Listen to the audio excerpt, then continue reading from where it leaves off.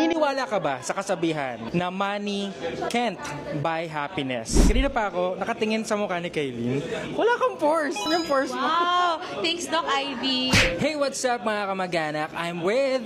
Kaylin Alcantara po. Oh my God. First of all, congratulations. Thank you. And can you please tell us more about your role and kung tungkol saan tong Shining Inheritance? Okay, my role is Joanna de la Costa. Siya ang totoong apo ni Aurea de la Costa, which is played by Miss Connie Reyes. Si Joanna, siya ay feisty. She's aggressive also. Sadly, pati sa lola niya, ay ganun siya. Maliho yun. And ang show namin, it's all about family drama, revenge, loyalty also, love.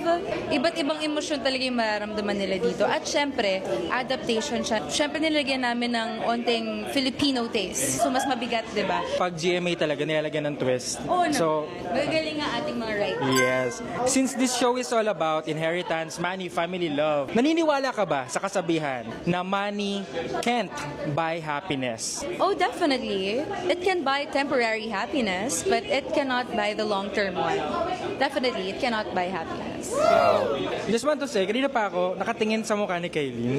Wala kang pores. Nasaan yung pores mo? Wow! Mga kapuso, sana panoorin niyo po ang Shining Inheritance ngayong September 9 na po yan sa GMA 4 p.m. If ever na mapamanahan ka ng malaking pera, anong una mong bibilhin? Material thing Bahay para sa aking pamilya. Sarili naming bahay. Ilang floors ba to? Dalawa lang kasi kawawa naman yung mga magulang ko kapag tumanda sila. Elevator. Baka pwede. So baka 3 floors.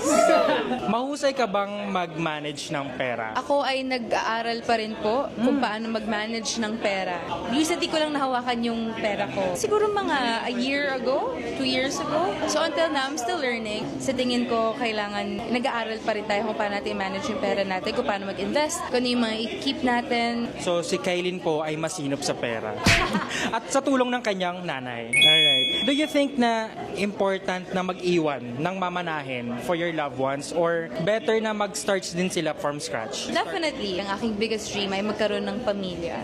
Ayokong maranasan nila magutom, pag-beg ng pera sa ibang tao kasi lahat yun naranasan ko before at ayoko maranasan yun ng mga anak ko. Pero syempre kailangan pa rin nilang paghirapan kung ano mang gusto nila sa buhay or kung ano mang gusto nilang maging sa buhay. Mga kapuso, sana panoorin niyo po ang Shining Inheritance ngayong September 9 na po yan sa GMA 4 p.m.